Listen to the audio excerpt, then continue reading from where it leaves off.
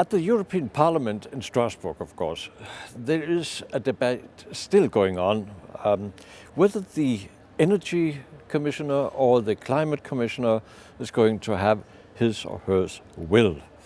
But the Parliament wants to have its own role to play. Am I right, Matthias Groote? You're the chairman of the Committee for Environment. Who's going to win? The Parliament, of course. Of course you would say so. But how can the Parliament have influence when the Commissioner as such has reached an agreement?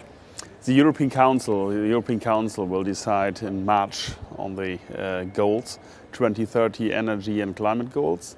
We are preparing it also here in the Parliament with an initiative report, and we will vote this week on this report.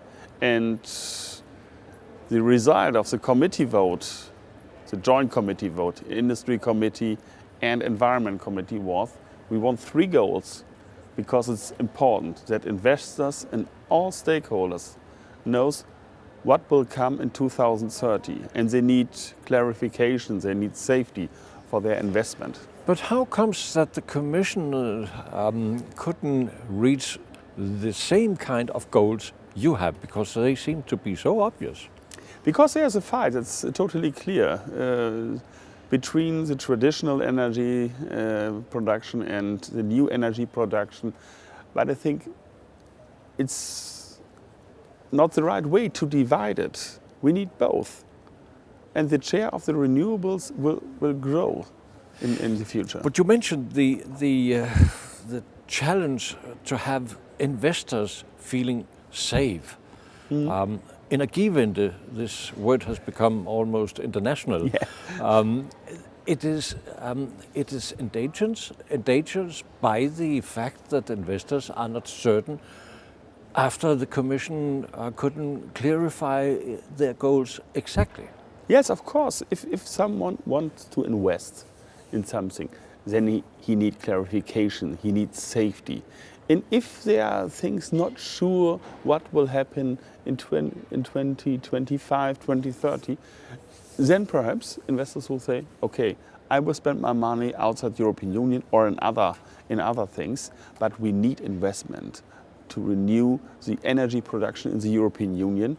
And we created a lot of jobs in the wind industry, in the PV industry, and also on PV.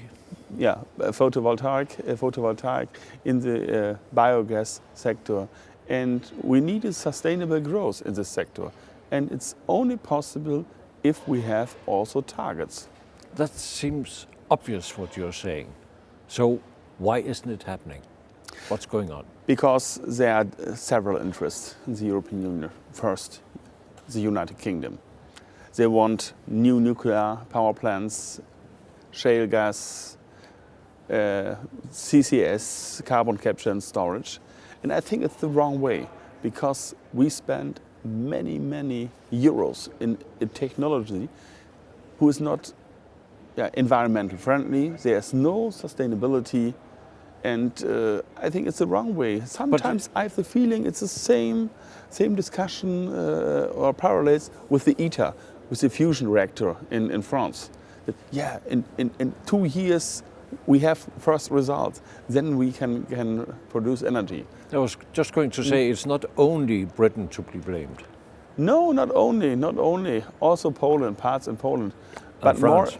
France. And on shale gas, more and more investors said, okay, shale gas is not the right way for Europe, perhaps in the US. But large amounts are invested in searching for that kind of gas. But my personal view is that shale gas is it's a bubble, also an investment bubble, to stop renewables and to slow down the process. So what will be the next step if the Parliament is approving what you have put on their table? I hope that the Parliament will adopt 3 targets, 40% minimum of 40% CO2 reduction. My group, the Socialist Group, wants 50% CO2 reduction. We need a clear signal for the renewables. Exactly. I hope 40%. And that's where the weak point is. I hope 40% a binding target and also a national binding target for 2030. And it's very important, the energy efficiency goal. And final question, if you say from the side of the Parliament what you want them to say, does the Commission have to follow what the Parliament says?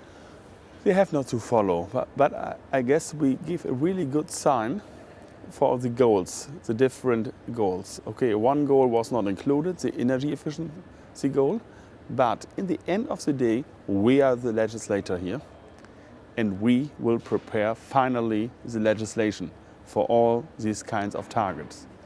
And I can promise you that we stick to our positions and to our goals, but we will see what the new parliament wants and who is member of the new parliaments, what are the coalitions, and we have now a majority for good climate policy here in the parliament, and I hope the 2030 goals with an ambitious approach will go through the parliament.